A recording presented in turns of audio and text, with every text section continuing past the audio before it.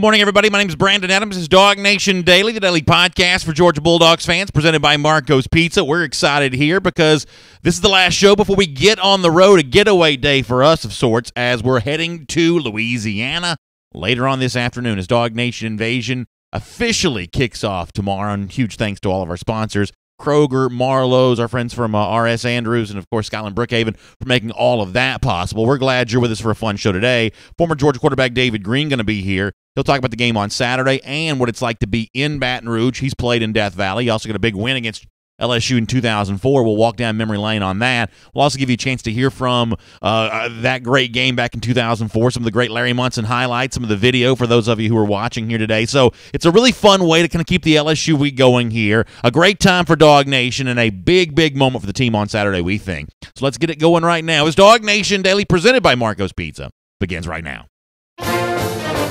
From DawgNation.com, this is DawgNation Daily, the daily podcast for Georgia Bulldogs fans, presented by Marco's Pizza. Here's your host, Brandon Adams. So there's a pretty big narrative and theme, I think, emerging with the national media about Georgia LSU on Saturday, and I have to admit, the closer we get to game time, the more I think the pundits on this one might actually be right. I just, based on some of the numbers we talked about yesterday, the Bear Chris Felica, we showed you that tweet on the show yesterday about how little success top 10 teams not named Alabama have had at Death Valley going back to 2011. We joked about the old nickname that Les Miles gave to a Tiger Stadium when he was the coach there, that it was the place that dreams go to die.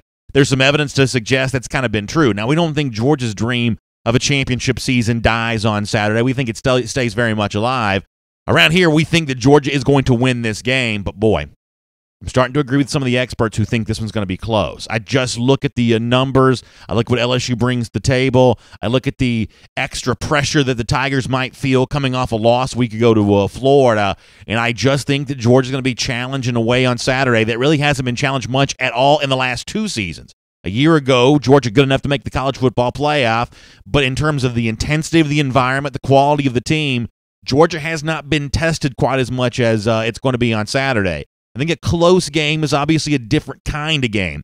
It brings to mind different things here, but I think that Georgia fans better buckle their chin straps for a close game in Baton Rouge on Saturday. Let me give you some examples of some folks who apparently are thinking the same way. Let me start with CBS Sports' Randy Cross. You may remember him as a fixture on NFL broadcasts for a long time, doing some college football analysis work now, and he laid it out on TV this week why it is that he thinks that Georgia and LSU is a game that could come down to the wire. Here's Randy Cross. If you look at the games from last week, Georgia kind of struggled against Vandy, and LSU gave up 215 yards rushing to Florida. If they didn't stop that running game, they're going to be nuts about the Dogs. The Dogs go on the road, and they're favored by 7 points. Those kind of games, last 8, they're 7-1 in. So I think they're going to get it. I think the Dogs get it, but by less than a field goal. So the final point I may agree with him on, this may come down to a field goal type of game. The first 2 points from Randy there, I don't know that I necessarily do agree with. First of all, the notion that, quote, struggled was the word you would use to describe Georgia against Vanderbilt. Not a perfect game. Kirby Smart was not incredibly happy after the game was over with, essentially admitting that his team still hadn't put a full, complete game together. But when you win 41-13, how much did you really struggle? I mean, let's not mince words here on that. That may be a bit of an exaggeration on Cross's part, talking about the game against Vanderbilt. And then on the notion of giving up 215 rushing yards to Florida, that's kind of an eye-popping stat. When you think about the LSU defense, they're typically thought to be better than that, but y'all are already aware that home and road are very different scenarios here. When you go into somebody else's stadium, what you do there in terms of yielding rushing yards can be quite different than what you do when you're playing in front of a friendly crowd, which obviously going to be the case for the most part on Saturday, despite the fact that thousands of DawgNation folks are trying to invade that state. It's still going to be a heavily partisan LSU crowd, which makes a big difference, I think, for the LSU defense. Staying with CBS Sports here for a moment, though, another analyst, Aaron Taylor, also kind of echoing here the thoughts, though, that Georgia-LSU could be one of these nail-biter games. Here's a little bit more from another CBS analyst expecting a close call for the Dogs here. This is absolutely a game that LSU can win, but I'm going to take Georgia in this game, and I think it's going to be close. The thing to keep your eye on is what we've been talking about. Georgia's offensive line. Watching them against Vandy, they struggled with movement on the outside edge and the perimeter. LSU has a lot better athletes, and with Dave Aranda, recognition and getting a hat on a hat is going to be of the utmost importance. This will be a huge and by far the biggest test, I think, for Georgia. I think they pass it, but I think it's extremely difficult for them. Once again, that word struggled gets used about Georgia and Vanderbilt. I might have some quarrels with that. I don't know that I would describe it that way. Georgia has had its pass protection issues this season, though. We know that, which does present a challenge and I think a choice for offensive coordinator Jim Chaney to make on Saturday. And Kirby Smart, the guy that okays and approves on every decision, it's a tough choice for him as well, because are you going to keep tight ends in for kind of a max protection style against what can be a pretty good LSU pass rush? Now, Clavon Chesson is injured. Obviously, that's a loss for LSU in terms of getting to the quarterback, but with Lawrence and Fehoko, this is still a pretty good LSU defensive line here. And when you think about Georgia and its best opportunities for big plays, does that come with sneaking Nauta and Warner out into a pass route, or allowing them to stay in and maybe do something they haven't always done perfectly this season, which is provide that extra blocker here a little more time for Georgia to throw? We saw a lot of time a week ago for that long 75-yard touchdown pass to Terry Gowan to develop. Fromm had plenty of time to throw on that one, but that hasn't always been the case for Georgia this season, so that's definitely something to think about. Now, you just heard a couple of guys from CBS, Randy Cross, Aaron Taylor, pick Georgia to win, but a close game, maybe a bit of a nail-biter there. How about Rick Neuheisel, who you may remember as the former Colorado coach, former UCLA coach? He's also a guy that you see on halftime a lot on these CBS broadcasts on the Saturday 3:30 deal. You'll see him on TV on Saturday. He's kind of the weird guy that plays the guitar from time to time. A little bit of a crunchy granola Pacific Northwest type dude, but nonetheless, he weighs in to actually take LSU, believe it or not, to win the game over Georgia on Saturday. Here's Neuheisel on that. The statistic that we have to look at is that 215 yards given up by LSU, but I think that's going to really rankle Dave Aranda. I think he's going to get that fixed. And while it was a physical ball game that we saw last week, I think LSU will rise to the occasion. They play so much better when they're desperate. Well, they need to be desperate this week to stay in the fight to make that game against Alabama that's going to come in that first Saturday in November meaningful. They have to stay in this game. I think their crowd gives them a lift. I'm going to pick LSU in a really tight game. So I don't agree with his final assessment that LSU wins this game, but there are two words that he uses there that I do think are pretty apt descriptions here. He talks about Dave Aranda being rankled. That's not a word I use a lot, but in the from the standpoint of maybe not a great showing for the LSU defense a week ago against Florida, a big response in the game against Georgia on Saturday. I'd be surprised if that's not the case. I just think that LSU is a good defensive team. I think good defensive teams, as we said a moment ago, respond in front of a home crowd here. So I do expect a big-time effort for LSU defensively. And then when you think about the challenge of facing LSU, you think about the LSU defense far more than you think about the LSU offense. This is still, after all these years, just an average, okay, more safe than sorry LSU offense here. But the LSU defense is also kind of what you've come to expect from that group over the years. Aranda may be one of the best young coaches in the sport. He's going to be a hot name to become a head coach, I think maybe as soon as this offseason here. So Georgia's offense has a big challenge against the LSU defense. And when you add to that a reputation-tarnishing performance against Florida a week ago, that means that group probably only show even more teeth against Georgia on Saturday. I also think the notion of the team overall at LSU being desperate because it still wants the LSU-Alabama game coming up in November to matter, I think that's also true too. I just think it's really hard to beat teams coming off a loss. I think if you want to look at the SEC in particular, college football to a certain extent in general, there's a little bit of a zigzag philosophy that kind of comes into play here. When you play really well at home and then go on the road the following week, it's hard to match that intensity. When you have a bad game on the road and come back home the following week, it's a little bit easier to find a level of play that you couldn't find the week before. I think that, if you were always looking for predictions and kind of what to expect in certain games, I think following that thought process is generally a pretty good way to go on this. I expect LSU to play better against Georgia than it played against Florida, but I also expect this can still be the kind of game that Georgia finds a way to be a little bit better than and find a way to get the win. Ultimately, one more clip, though, I want to play for you here, and it comes from a different network this time, over on ESPN with Kirk Herbstreit. Herbstreit, when he evaluates the Georgia-LSU game, I think he says something here that, for the most part, I think most Georgia fans are probably going to be in agreement with. We've seen some restlessness on the part of DawgNation. We've seen some quarreling and squabbling with some of the on-field performances for really no other reason other than Georgia fans have just kind of been bored with a dominant 6-0 start. And I don't want to take the games for granted that have come to pass because you only get 12 of these as a fan. But for the most part, it hasn't been much of a proving ground for Georgia yet. But that changes on Saturday against LSU, and for the most part, it changes for Georgia over the course of the next 4 games. And it sounds like Kirk Herbstreit, the ESPN analyst, very similar to a lot of DawgNation in that he's looking forward to seeing just how good Georgia really is.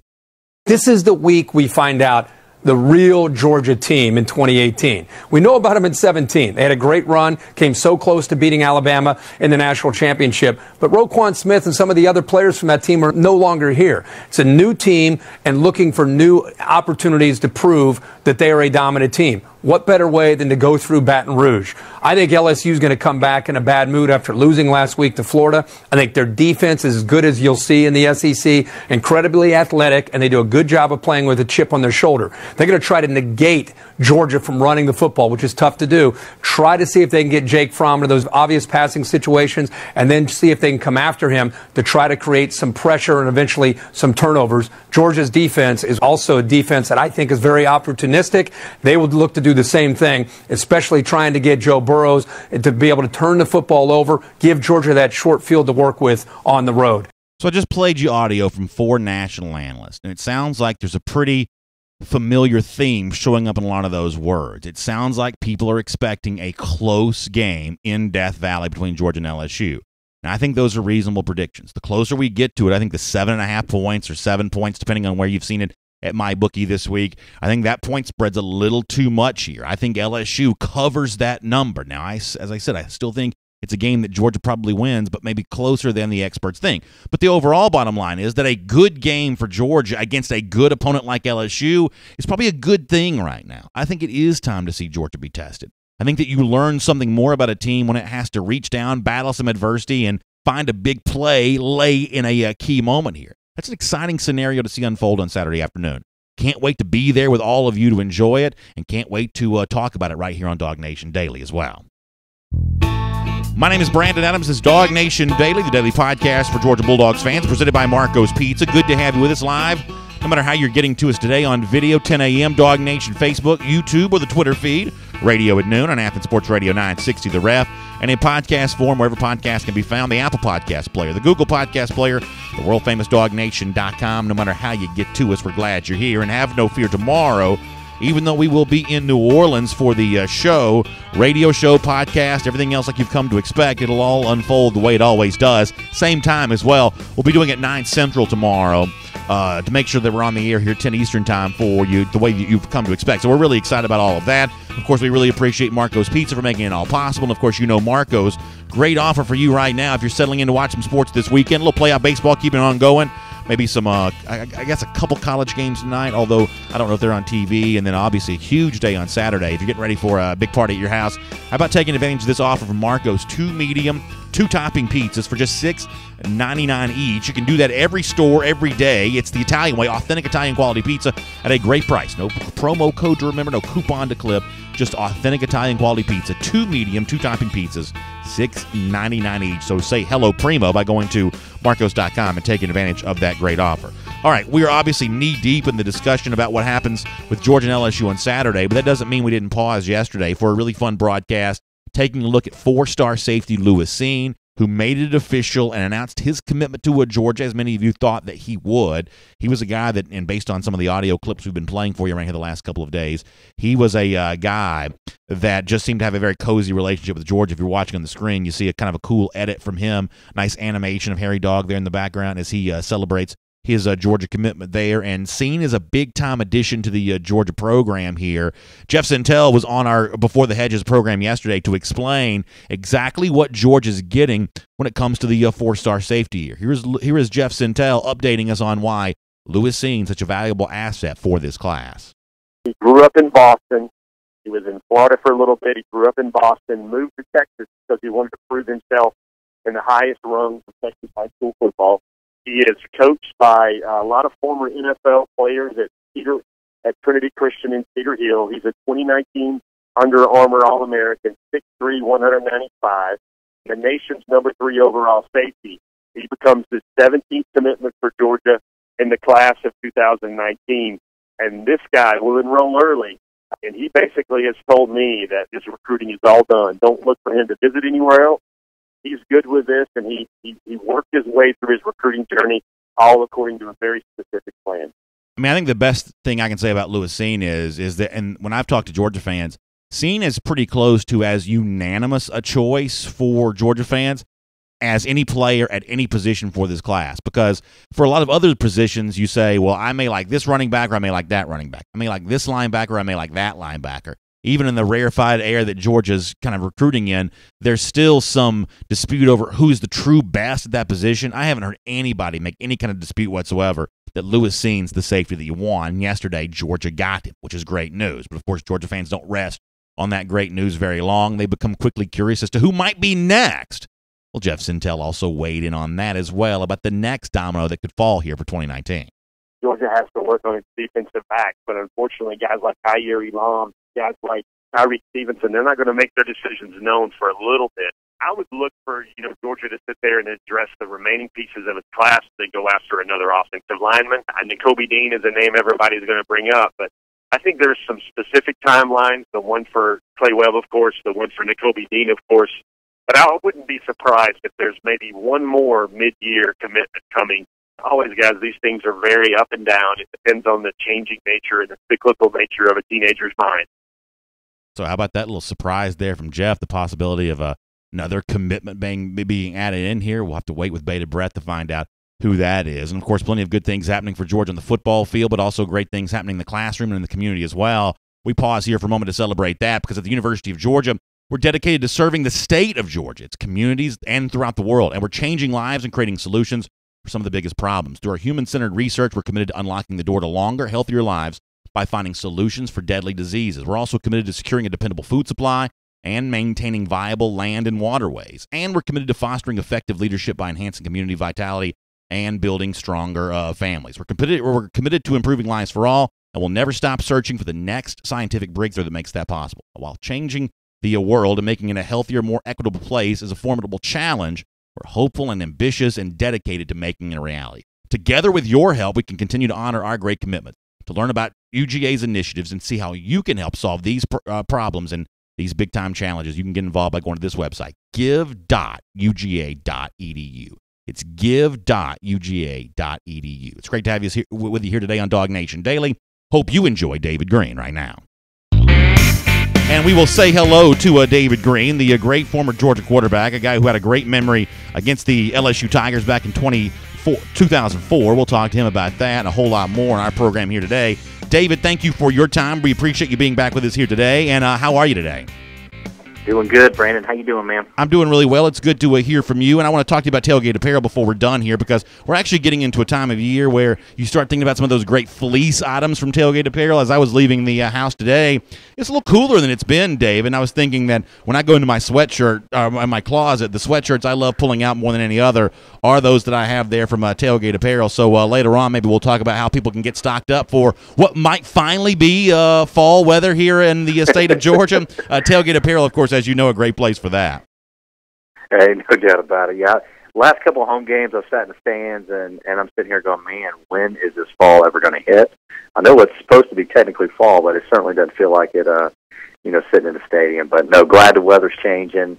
Obviously, this hurricane just, coming through. What a mess this is. But after this goes through, we should have a beautiful weekend. Yeah, there's no doubt about that. And obviously, our thoughts and prayers with all the folks in the Florida Panhandle, Southwest Georgia, all the folks dealing with much more serious weather. We're obviously in constant thought about them, and our prayers go out to them on that. And I guess with that said, let me transition back here to football here for a moment. And I talked before you joined us about my belief that the closer you get to game time on Saturday, the more I start to really look at Georgia-LSU as one of those classic nail-biter style games. LSU does not lose very many games to good teams at home. Alabama's beaten them, but for the most part, other teams have seen some seasons come to maybe a disappointing conclusion there. Auburn hasn't won there, for instance, since 1999, as just an example here. So as a guy, David, in your career who did play a lot of close games, made some big plays in some close games, what's the feeling like on the road in a game that is close? How does it feel different for some of these guys who may be going through that for the first time? Georgia just doesn't play a lot of close games anymore.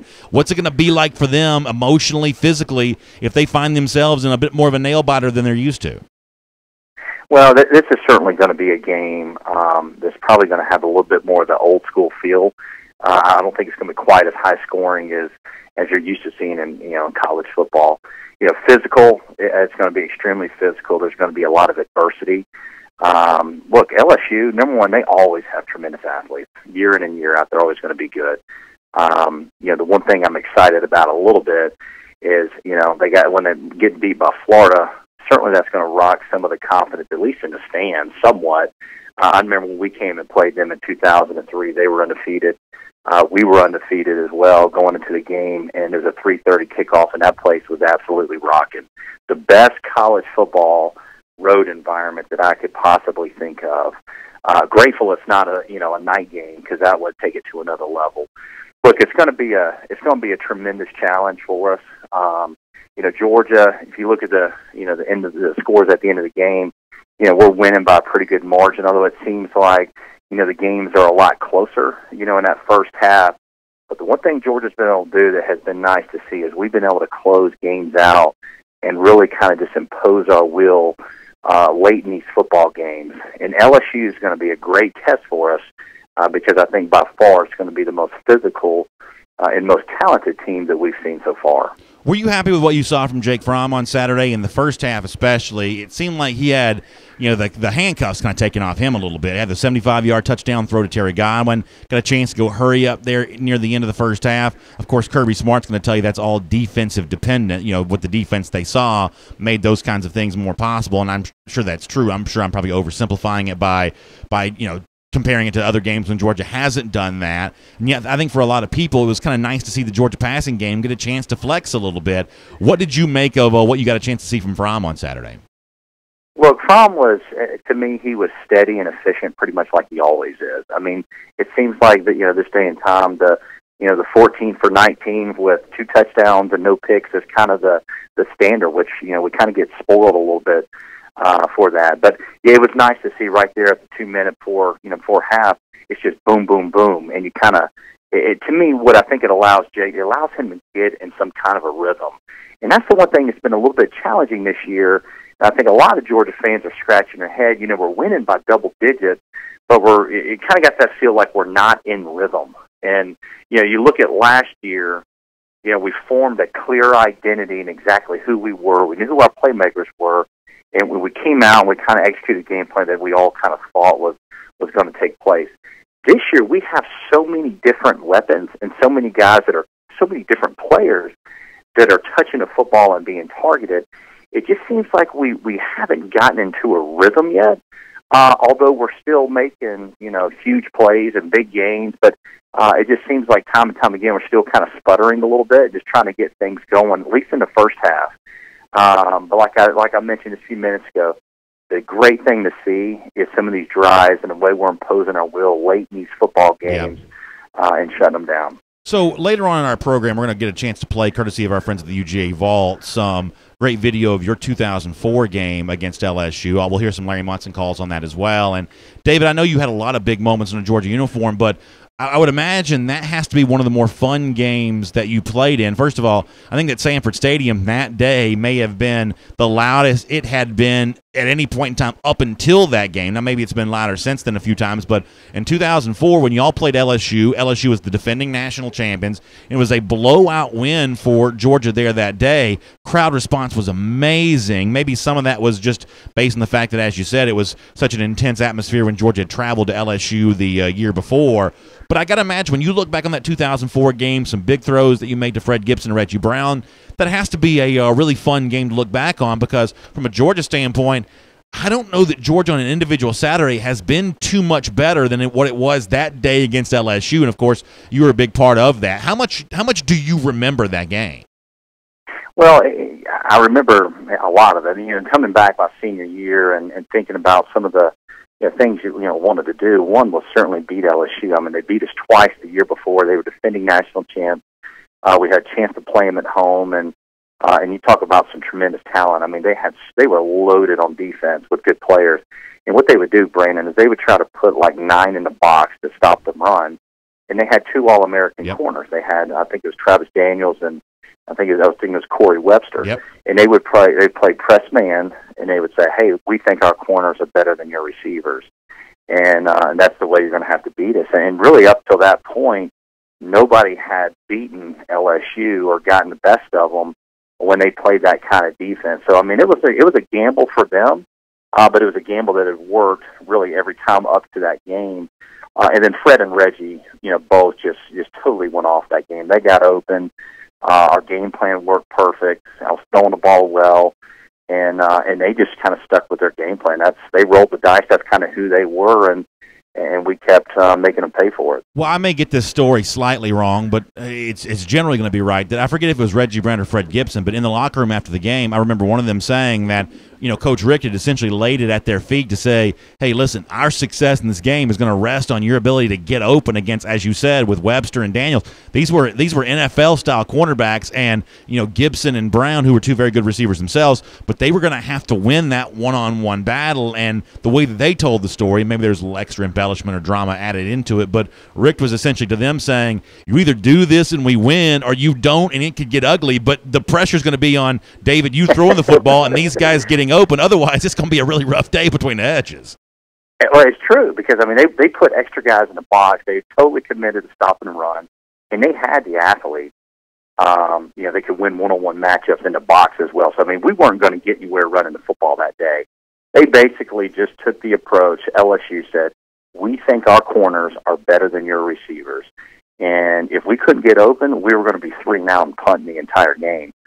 But boy, did they get open. I mean, I've seen some of those highlights, and Reggie Brown and Fred, they got 2 or 3 steps on those corners. It was a special day, and it was one of those ones when the ball was coming in my hand just right. I was throwing exactly where I was wanting to, and it was one of those days you wish you could bottle up and bring it out every Saturday. yeah, no doubt. That's a great one to think back on, and obviously a great moment for your team there in your career. And before we let you go, I do want to mention something you talked about before, because I think it's relevant what's going to happen on Saturday. You talked about the challenges of being there in 2003. That's a game that Georgia almost won. It was a close game against a team that, as we said, went on to win the national championship. You talked about how intense the atmosphere was in 2003 when you played at Death Valley. Did it match what you expected it to be? I'm sure that you guys spend a lot of time at practice trying to get ready for it. I'd be curious to know kind of what you do to prepare for an environment like that. And then ultimately, what could you tell the Georgia players, coaches, families of players and coaches who might be listening right now about what it's really going to be like on Saturday afternoon there in Death Valley? Because obviously you experienced it back when LSU was also a really tough team to beat on the road.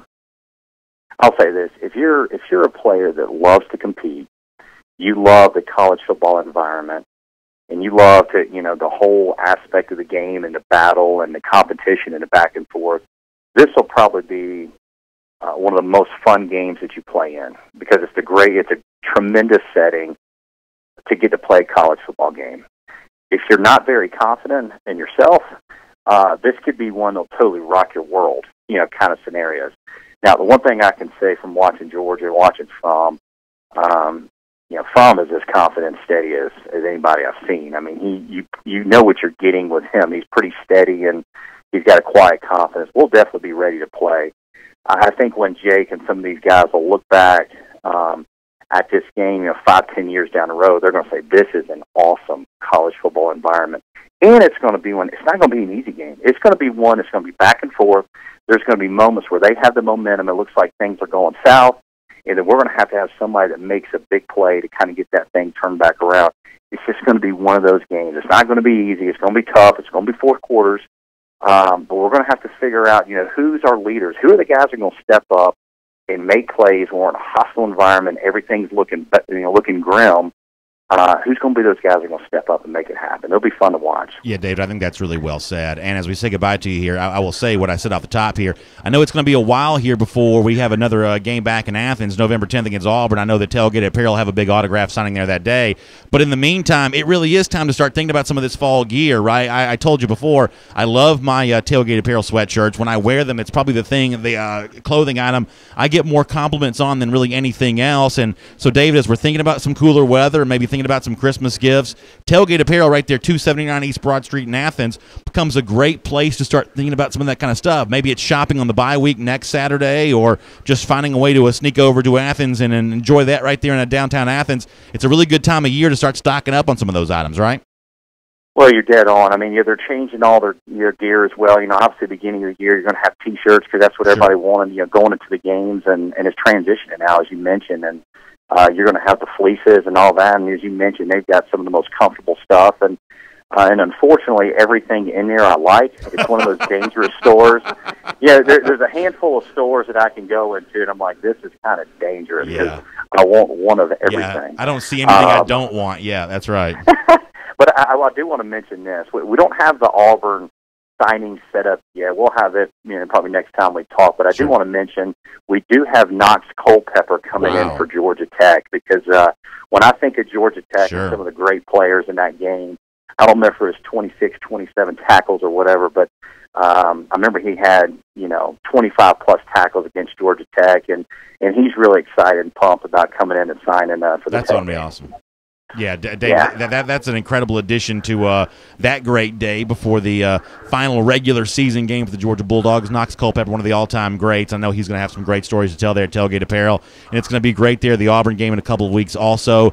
David, I hope you get a chance to enjoy the game this weekend. I hope you get a chance to appreciate all that's going to be, and we certainly appreciate you allowing us to kind of go back down memory lane on a couple of your moments against the Tigers here. Thanks for being here on DawgNation Daily. We'll look forward to catching up with you again very soon. All right, thanks, Brandon. Really good stuff there from the former Georgia quarterback, David Greene. And, it's kind of cool, and I've talked to some other people about this week. First of all, on Friday, don't forget, we're going to have an incredible show on Friday. It's going to be 4 Eastern time if you're watching the DawgNation video channels, but 3 p.m. Central time if you're in New Orleans. It's going to be a place called Manning's, which is a sports bar right there in downtown New Orleans. It's near the Harrah's Hotel and Casino there. And what we're going to do is during the show, and we're going to give you a taste of this in a minute. You're going to get a chance to see some of what you'll get to see more of on Friday. But we're just going to go back and look at the great moments in the Georgia LSU. I don't know if it's really a rivalry. These two teams haven't played a ton, but it has been a great series of some really pivotal games. Well, on Friday there on 519 Fulton Street in New Orleans at 3 p.m. Central Time, 4 p.m. Eastern if you're watching on video, we're going to have our DawgNation Invasion preview special. It's brought to you by our friends at Kroger and Marlowe's, R.S. Andrews, and Skyland Brookhaven. And we're just going to look back on some of the great moments in this series. And, of course, on Saturday, we'll look forward to seeing you at Walk-Ons, which is 3838 Burbank Drive in Baton Rouge. That's our DawgNation Invasion tailgate. Our sponsors hanging out with us. A lot of the folks who've already made plans to be in Baton Rouge are going to come over and see us. That's just going to be an incredible time, and we're really looking forward to it. And as we get ready for the show on Friday, I've conducted a lot of interviews with former Georgia players, put together a lot of video packages courtesy of our friends at the UGA Vault. The one thing you realize is back in David's era, it was unique because Georgia played LSU twice in 2003, then came back and played them the following year in 2004. That's 3 times in 2 years. Now contrast that with what's going to happen on Saturday where Georgia plays in Baton Rouge for the first time since 2008. Haven't played at all since 2013. There's been a lot of talk this week about how the 9-game conference schedule, if the SEC ever adopted it, could change some of that kind of stuff. I'm completely in favor of that. I think these kinds of games should cycle onto the schedule a lot more than they do. But, when David speaks about Georgia and LSU, he speaks about an era in which these two teams were just thought to be more rivals. They played in 2 SEC championship games over the span of 3 years. There was just a lot more there then that made these teams kind of feel like rivals. So when he speaks about LSU, he speaks about one of the most significant teams that he faced in his entire UGA career. Now, later on, the 2004 game that he referenced, we'll show you some of that if you're watching on video, and if you're listening, you'll get a chance to hear the great calls from Larry Munson. Courtesy of the UGA Vault, as we celebrate DawgNation Invasion with a look back on a great Georgia LSU game. That's to come. For now, though, let's talk about some of the other big games in the SEC this weekend as we do our SEC through. Let's take a look around the rest of the league. This is SEC Through. Really good stuff there from the former Georgia quarterback David Greene. And, we always joke with him about Tailgate Apparel when he's here with us. It is a great spot there in downtown Athens if you want to get some great apparel. I always hear from people who like the apparel, like what I wear. They see the stuff on the whether it's window shopping, whatever, on a Saturday night, and they say, that's a pretty cool store. It's the old Harry Biscuits building. You want to check that out. Speaking of checking some stuff out, why don't we check out some of the other big SEC games coming up here this weekend before we look back on the great Georgia LSU game from 2004. It's our MyBookie Best Bets. You've been hearing me tell you about MyBookie for a while. They're the only service around DawgNation that we would recommend because they're the only ones we trust. They are the fast, no-hassle payout folks. When you win, you want to get paid. The last thing you want to do is, cash some winners only to see your money held up for days and days and days and days. At MyBookie, that's not going to be a problem. They're the fastest, no-hassle payout in the entire industry. And even better than that, they'll make you a winner before you even make your first bet. Because when you make your first deposit is going to be matched dollar for dollar. But I have been told that this offer is going to go away here at a certain point. So make sure you get in and act right now so you take advantage of the great offer while it's still there, because let's face it, it's essentially free money. So you got to take advantage of that. Use the promo code DawgNation, all one word, spelled D-A-W-G, all one word, DawgNation, when you find MyBookie online, MyBookie. Find them online, promo code DawgNation. You play, you win, you get paid. It's as simple as that at MyBookie. All right, our MyBookie Best Bets for the week. Here are the games of interest around the SEC and my thoughts on them. To take a look at Florida going to Nashville here against Vanderbilt on Saturday. Florida has struggled against Vanderbilt in recent years. This is one of those games in which everybody thinks that Florida ought to be riding high. They have beaten LSU, at Mississippi State the week before that, at Tennessee the week before that. It's 3 weeks in a row where Florida, to a certain extent, has probably played better than some thought they were capable of doing, probably me included, when you add in the easy win against Tennessee there. This, I think, is a dangerous spot. I don't think Florida loses this game. But I think this is the classic. We talked early in the show about the zigzag idea of, hey, you play great at home, then you got to go on the road. Vanderbilt's thought to be a sleepy environment. Vanderbilt just got blown out by Georgia. Commodores are dangerous here. This could be a field goal game, or maybe even less than that. I'll take Vanderbilt plus the 7. Now, if I'm wrong about this one, that means I've just been wrong about Florida as much as anybody can be wrong about one team. But as of now, I haven't seen anything that's going to cause me to change my overall philosophy here, that this is an average team that's probably a little bit more physical than I first gave them credit for, but plus 7, I think Vanderbilt is a MyBookie best bet, so mark that down. Let's talk about Tennessee at Auburn here for a moment. This is one of those where, depending on where you see the line at MyBookie, I think there's a huge difference here between, say, if it were to get down to a 14 or a 15, I think there's a little bit of a line there. I am very tempted to take Auburn here. Overall, it may be a stay away because right now it's hard to know exactly what Tennessee is. But Auburn at a relatively low price is, I think, a decent play here. I mean, they're not going to play terrible every single week. They have not been great against the number as of late. But they lost last week, of course, to Mississippi State. But this might be a spot in which Auburn looks to get a little healthier against a Tennessee team that I don't think has all that much talent. This is a reluctant play, but ultimately, I guess I'm going to go ahead and call Auburn minus the 15 a MyBookie best bet against the Tennessee Vols. It feels like I'm already going to regret that, but I will. I'll take the Auburn side there on that one. Texas A&M goes to South Carolina. South Carolina is a slight underdog, but the Gamecocks right now are not being given enough points for me to seriously take them as a dog here. There's too many questions at quarterback. The fact that Jake Bentley may be hurt, may also play. Skarnecki was the quarterback last week against Missouri. He played well enough to win, but let's face it, how big of a deal is beating Missouri right now? I guess there's always the thought at some point in time the freshman quarterback, Daquan Joyner, could get involved here. A&M is good enough to win this game on the road. If South Carolina was a bigger favorite than, or I should say bigger underdog than this, I might be tempted to take them, but at a relatively low number, A&M can cover this spread on the road. I'll take the Aggies plus, or I should say minus the 2.5 as a MyBookie best bet. Missouri and Arkansas is a really weird line. Minus 28. Now, you may see it, but depending on when you go to MyBookie, you may see it at a slightly different spot. But 28 points right now for Alabama does not seem like an awful lot. What gives here for a Missouri team that just lost to South Carolina, lost to Georgia, almost lost to Purdue? Why is Missouri only a 28-point underdog here and not more than that? Alabama didn't cover last week against Arkansas. That may be part of that. There's also an issue here with Tua Tagovailoa, who apparently is dealing with a slight injury. Sounds like he's still going to play. Ultimately, this is probably a stay away for me. Could be that you see a lot of Jalen Hurts on Saturday, but it also could be that Nick Saban looks to get Jalen Hurts some stats and some numbers to reward him for sticking around. Ultimately, your guess is as good as mine how that works out in terms of over under that minus 28. I would stay away from that all the way around. And then quickly here, one more to give you. Ole Miss at Arkansas. I'll say the same thing about Arkansas that I said about South Carolina. As a home underdog, 6.5 points is not enough for me to consider taking the Razorbacks here. We know that Ole Miss can score points, and they're not very good defensively, but we know they can score points. Didn't they score 70 a week ago against Louisiana Monroe? That's enough points to make this an easy cover because Arkansas, despite some close games as of late, it's still not very good. I'll take the Rebels as a MyBookie best bet. And, of course, use the promo code DawgNation, and good luck to you this weekend when you find MyBookie online, MyBookie.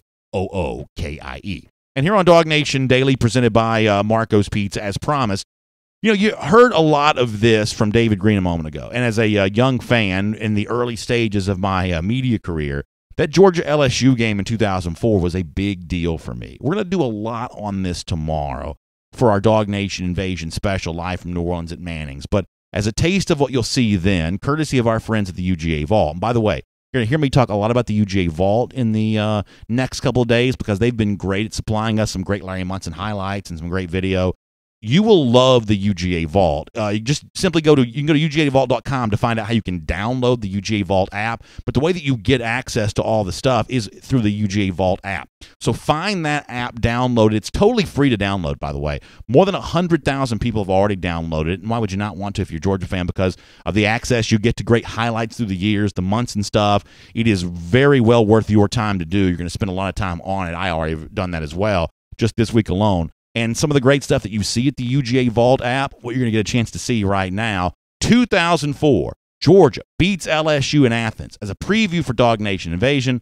Hope you enjoy it right now.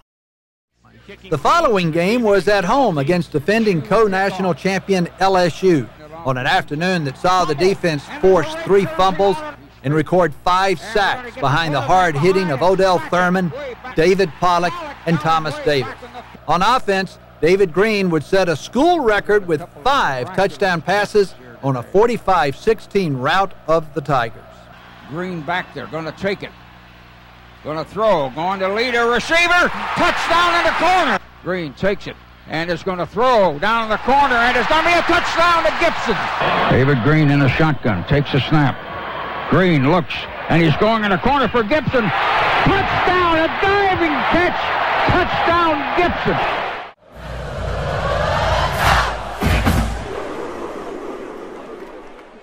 So tomorrow, live at Manning's at 4 p.m. Eastern Time, 3 p.m. Central. And if you can come by, we'd love to have you come by. We're going to celebrate more of those great Georgia LSU moments and just really have a great time there. And if you want more of this as well, you can check out the UGA Vault. Download the UGA Vault app. And, of course, we'll look forward to seeing you both in New Orleans on tomorrow for our big broadcast at Manning's and there on Saturday as well for our DawgNation Invasion tailgate in Baton Rouge at our walk-ons on Burbank Drive. Going to be a lot of fun. We appreciate the UGA Vault and their app for supplying us with those video highlights. We appreciate our sponsors, Kroger, Marlowe, Skyland, Brookhaven, and our friends from RS Andrews for making DawgNation Invasion possible. It is going to be an incredible time, and we cannot wait for it on that. Let me also take a moment here before we wrap up the show, though, to say one more serious point here, actually a couple serious points. David Greene mentioned this before. Obviously, boy, our thoughts and prayers right now are with, one of the cool things about doing DawgNation Daily on a regular basis is the number of people that listen kind of really all over the world. That's one of the reasons why I say the world-famous DawgNation.com, because I hear from people really all over the place that consume the show. And obviously, for the people who live in the Florida Panhandle, many of you do. People who live down in Southwest Georgia, many of you do. Other places as well. I know the Carolinas now are going to be facing some heavy rain over the next couple of days. Obviously, for those of you impacted by Hurricane Michael, boy, our thoughts and prayers with you. We know you're going to build back up better than ever, but I know that's a challenging time right now. Obviously, we won't stop thinking about you, despite the fact that it's a big football weekend for the University of Georgia. And then on another serious note, many of you are probably aware that the UGA legendary former broadcaster, a guy that's still involved, I guess, in the pregame shows and the postgame shows to a certain extent, Lauren Smith, was also involved in an accident at practice this week where he was attending the Georgia practice.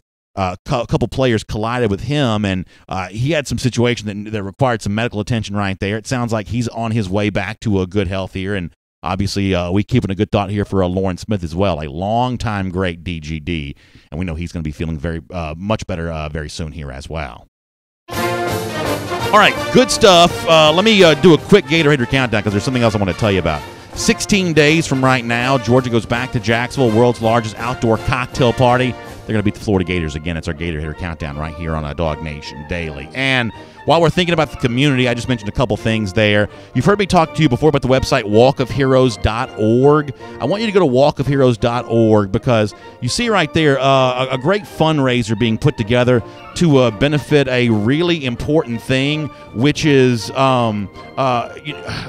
it's basically rebuilding a monument that has been that needs some tender loving care. Walkofheroes.org going to do that. Some great former Georgia players like Pat Dye, Charlie Trippi, 1980 National Championship team, some helmets signed by the 68 and 78 SEC Championship team members, a whole bunch of cool stuff. So please go to walkofheroes.org to find out how you can benefit that great cause and get some cool UGA stuff as well. We'll see you in New Orleans tomorrow, DawgNation Invasion. Y'all have a great day, everybody.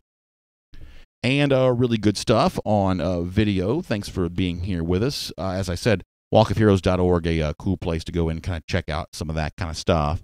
Let me now take some comments from you. Give me a second just to pull these up.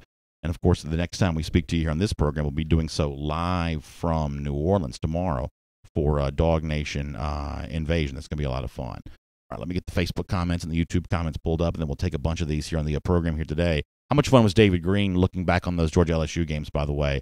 What a, David's good about telling the stories from his career. I love doing that kind of stuff because I remember a lot of those games. They were very prominent memories for me. I remember a lot of that very well, and so I think it's really fun to have him get a chance to do that. I got the Facebook up. Let me pull up the YouTube. Normally I have these up during the show. Today I just never got a chance to do that.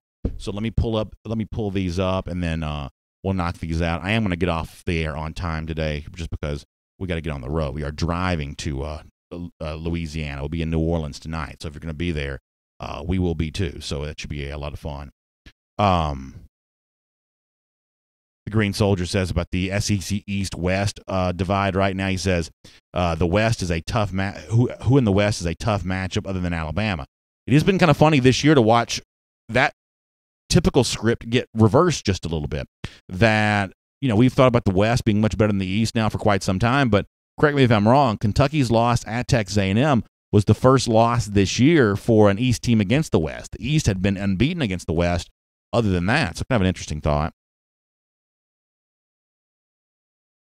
Mike D says, can't we all get along? Yeah, I hope people can get along.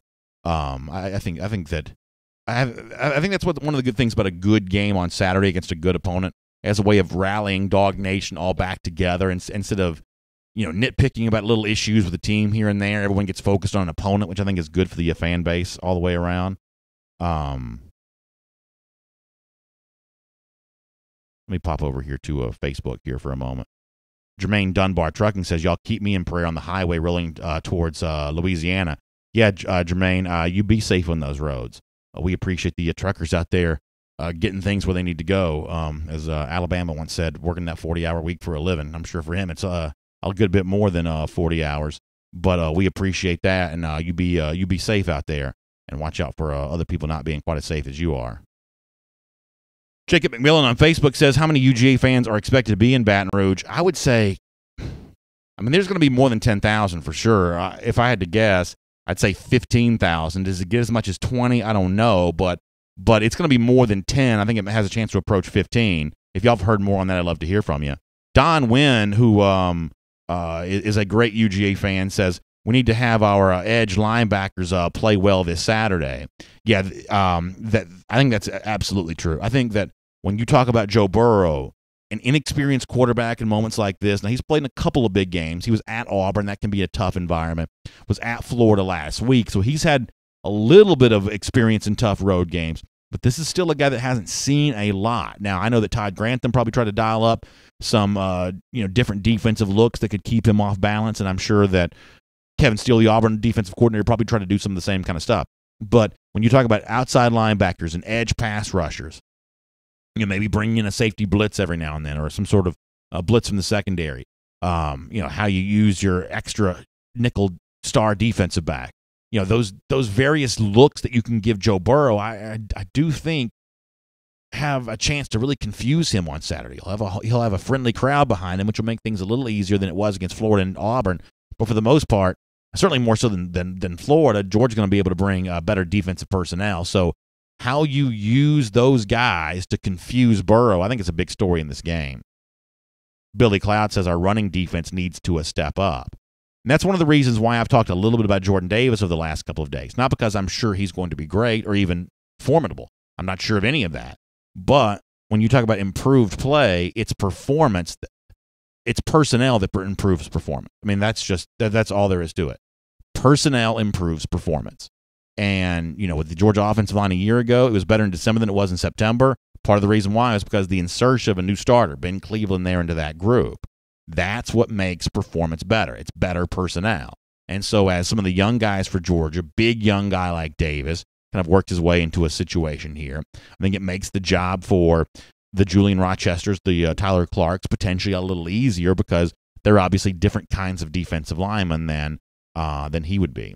Mark Chambers says, great food and people in Baton Rouge. Yeah, I'm looking forward to some of the food. Of course, y'all know I'm always looking forward to food, but I'm especially looking forward to food in Louisiana. I think that should be great.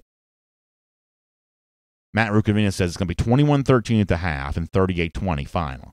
So Matt's more confident about this game than I am. I told you a moment ago that for me, this has the look and feel of a close game.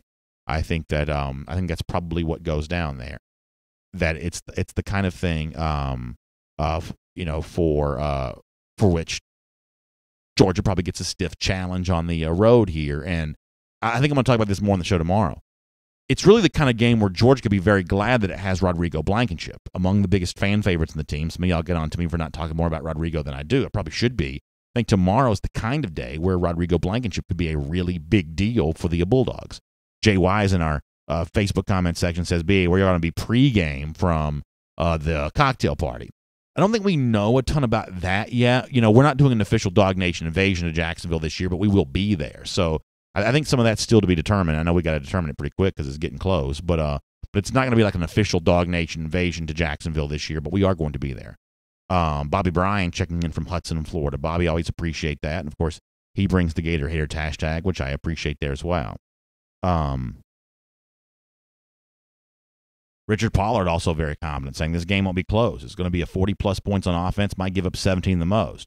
Let me tell you something. It's going to be a fun trip back from the BR if it's 40-17 or something along those lines. Philip Jordan Wells says, how about let me get Philip's recommendation here.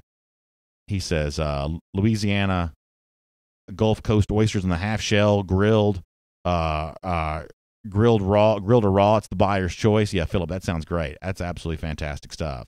Mike Mazzell says, after last year's heartbreaking loss to Alabama, I still think we can play them again. Kirby will make an adjustment to beat Saban this time around. Yeah, Mike, that's well said. Robert Barnes says this game against LSU is going to be a good old SEC game dogfight, blow for blow until late in the game. The strongest will survive. Go Dogs. Yeah, Kirby Smart's penchant for using the phrase chopping wood. This is one of those games where chopping wood, I do think, becomes pretty accurate here. Maurice Carter, confident as well. He says, BA, looks are deceiving. Georgia's got this. I certainly like Georgia to win, but it sounds like I like them a lot closer than some of y'all do. Larry Young bringing up a good idea. How about Hot Rod with a long one for the W? Yeah, I think that Saturday could be a big day for Mr. Blankenship. No question about that. Mark Chambers says, I respect the Dogs running backs. Jeff Sintel popping in the comment section here for a moment. Jeff already in Louisiana here, so it's good to have Jeff checking in just before 10 a.m. Local time there in Louisiana. Rhodey Williams, and I hope I didn't pronounce that correctly. If I didn't, Mr. Williams, I apologize. He's got UGA 42-20. Let me tell you something. What a party in New Orleans is going to be Saturday night if that's the case. Charlie Weisenbaker, I think that's a fair point. Anxious to see how the defensive line handles the run. I think there's a lot of tests like that to see how the Georgia offensive line handles the pass protection, to see how the Georgia defensive line stops the run. I think there are a lot of things like that are very legitimate concerns here, no doubt about that. Austin Hickson-Boss says on YouTube, do you think we'll see a good amount of red and black in the stands? I do. I think a good amount for a 100,000-seat stadium would be somewhere in the neighborhood of $15,000, especially when you think about how far away the trip is. I mean, if in a 92,000-seat Georgia stadium, if you ever saw more than 10,000 of the opposing fans, you'd be like, whoa, that's a lot of the opposing fans. But I think the over-under here is somewhere in that neighborhood of 10 or 11,000. Can Georgia get into that 15,000 range. Can you see? And listen, I'll have no idea of knowing how many there are. But the cool thing about it, though, is like the color schemes of the two teams couldn't be more different. I'm colorblind. So if Georgia's playing in Tuscaloosa, I'm not going to be able to tell which is a fan of which. The Alabama Crimson, the Georgia Red look about the same to me, unfortunately, at least from far away, for sure. But, the purple and gold of LSU, the red and black of Georgia could not be more different. So the good thing is you'll be able to see where the Georgia fans are. And obviously, when I was a kid, and Georgia used to be the worst about this. It's amazing how many things Georgia was sort of the last school to figure out. One of the things that Georgia, I think, was among the last schools to figure out is not put all the opposing fans down near the bottom over in the corner because they have a chance to make a little too much noise together. And, over the course of time, the opposing fans keep getting moved up and up and up and up and up. And now you have some of them over here and some of them over there. Not only are they way above the field now, but they're also kind of split into 3 or 4 different groups. At least a lot of stadiums do that. So they can't all make a bunch of noise together. So you have to look up to the top probably to see a lot of these Georgia fans, but they're going to be there somehow. Dapper Dan says, funny how a Bama fan listens to this UGA show and claims he's not nervous about the Dogs. I've never turned into a Bama show. Smells like fear of a slow death coming. Well, look, obviously, whether it be Alabama fans, some LSU fans, some Florida fans, people are kind of curious from time to time about what DawgNation Daily is because there aren't a ton of shows that are like this. There's going to be a natural curiosity for people who just want to see what all the fuss is about when it comes to our program. And we have, for the most part, a pretty big tent here. As long as people play nice, we don't really have a whole lot of problems with opposing fans stopping by to say hello from time to time. And as far as your point about Alabama being scared of Georgia, obviously scared may be too intensive a word for any SEC team to use but another SEC team. But concerned, there's no doubt about it. And, beating every team 60-0 through the first 6 games, I don't think does a lot to calm that down.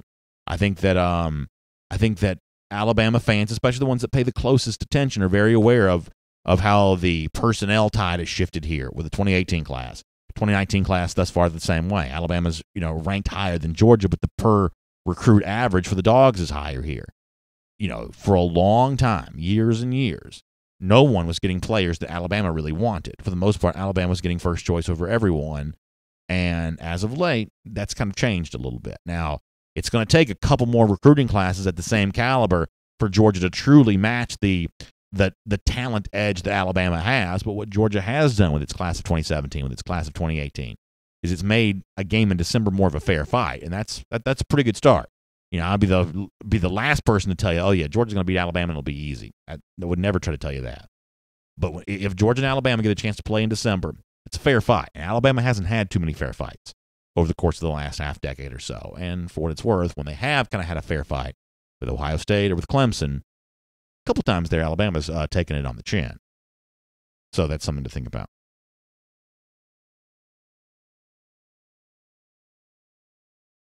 K9 Blue says, there aren't too many of us believing the Dogs are going to break 40 on Saturday, but I don't think there's any doubt we will. I mean, I'm telling y'all. I mean, just remember what Chris Felica said on Twitter. Felica the Bear. You see him on College Game Day. That since 2011, no top 10 ranked team other than Alabama has won at LSU on the road. So if Georgia goes in there and scores the 40-plus points and wins, covering the spread by a couple of touchdowns, something along those lines, and that's a massive statement there. And maybe that's exactly what's going to happen. I mean, maybe it's just a massive statement coming off that on Saturday. But if it does happen, then we just all need to be aware of how truly significant that moment is for UGA. Drew Eist says it's going to be more of a 24-21 type game. That's kind of the way I'm seeing it, Drew. I have a hard time seeing Georgia not score at least 21 points, but more that 24-21 type deal here. Dapper Dan says you can't look at Bama classes from the last 7 years and act like it's their roster strength now. Look at the last couple of classes. Next year, we will have just as good or better roster. So it's close. I also base this on what our buddy Bud Elliott from SB Nation does with his blue chip ratio. I want to say that from a percentage standpoint, Alabama is at about, like, I may get the number slightly wrong, but I'm relatively close. It's like 77%. I want to say that the team with the highest percentage of 4- and 5-star recruits on the roster right now is Alabama. It's like, I think it's somewhere in the neighborhood of 77%. Ohio State's at about 74%, and Georgia is third at 69%. So I'm not good enough with the math to know how long it takes to overtake Alabama in terms of the highest percentage of 4 and 5 stars in the roster. I'm just not good enough at that math, but that's what it is. There is a specific number out there that indicates, and you can say, well, on 85 scholarships, is there a big difference between having 77% and 69%? I would think probably not. I'm not even, like I said, I'm terrible at like arithmetic. I'm not even sure how many individual players it takes to make up a difference between 69 and 77% or whatever Alabama's is. But, as you said, it's within the realm of statistically even. RT367 says, I'm the only one who remembers this same big talk about South Carolina and Missouri. Well, the South Carolina big talk turned out to be true. Georgia walloped South Carolina. Missouri, I talked much bigger before that game than I am before this game. Missouri's not good, but Georgia did not play a great game there that day. This is a much better opponent in a much tougher stadium, so I'm going to take a little bit of the bass out of my voice just on the virtue of that. Kristen Phillips says the freshmen are going to grow up and become men this weekend. I think Kristen's right about that. I think what happens on Saturday makes Georgia better in November. And by the way, one more thing, and we got to get ready to go here. The one storyline that no one considers is, and I guess it's such a remote possibility, that's the reason why no one considers it, but if you thought about this, Florida beat LSU, but if LSU were to win this game on Saturday, which obviously none of us hope happens, but if they win this game on Saturday, and then they beat Alabama in November, which would be very hard to win both those games in their own stadium. But there's actually a remote chance that Georgia and LSU could end up playing twice again this year. Now, Alabama's going to be a pretty sizable favorite at Baton Rouge, but I am right about this, right? I mean, there's no other game that Alabama would seem to be, I should say LSU would seem to be all that much of a threat to lose, and they'd have the tiebreaker if they won the head-to-head there with Alabama. So, LSU has always this season kind of been thought of as one of those outside-looking-in teams. Even before the Florida game last week, their odds win the national championship at one of the online sports books was like 50-1. Compare that to Michigan that already had a loss, and Michigan was 25-1. So even before the loss, undefeated, ranked number 5 in the country, for the most part, nobody gave LSU a real chance to do anything. And even now, typically, if you're playing a number 13 team in the country on the road, you were thinking, well, there's a chance that they could go on to beat the number 1 team and you'd play them twice. That's not going to be thought of as much of a likelihood here because of how good people think Alabama is, but it's at least one thing to kind of tuck into the back corner of your mind, I guess. Mark Chambers says, just beat Florida. Yeah, listen, that's going to be a fun one to think about after this, and how much fun are those 2 weeks of getting ready for the cocktail party going to be if Georgia got that win against LSU. Let me get Jeff Hensley here, and we'll get ready to wrap things up. He says, we shut down Locke and Missouri's best receiver. We shut down Deebo Samuel. Who does LSU have better than any of those guys? Probably not. Jefferson, the one receiver, is pretty good. But overall this year, one of the, I think, surprising disappointments in the SEC has been the fact that LSU's receivers really haven't been any better. I think there's a lot of raw talent over there, but they're not putting that together. I think Jonathan Giles, in particular, the Texas Tech transfer, was supposed to be better than he's turned out to be, although I guess he has had a jersey change as of late, and maybe that's supposed to make him more confident. I'm not quite sure what to make of all that. But you are right that Georgia's already seen. Now, Emmanuel Hall may have been hurt the day that Georgia played Missouri, but nonetheless, between Hall and Samuel, I think both those receivers are better than anything LSU looks like he has right now. All right. Doug Rayburn says, safe travels, everyone. Go Dogs. Doug, we appreciate that. Our travels get ready to begin right now. As we sign off, we're getting on the road, stopping every 100 miles, dialing Baton Rouge, and looking forward to being in Louisiana with you in New Orleans tomorrow, and then on Saturday in Baton Rouge, getting ready for a DawgNation invasion. Big thanks to Kroger and Marlowe's, R.S. Andrews, and Skyland Brookhaven for making that possible. Great thanks to our friends at the UGA Vault for supplying the video for some of our look back here. Check out the UGA Vault app. You can get more of that. We will see you tomorrow in New Orleans. DawgNation Invasion. We'll have smiles on our faces because we think it's going to be a great time. We'll talk to you then, everybody.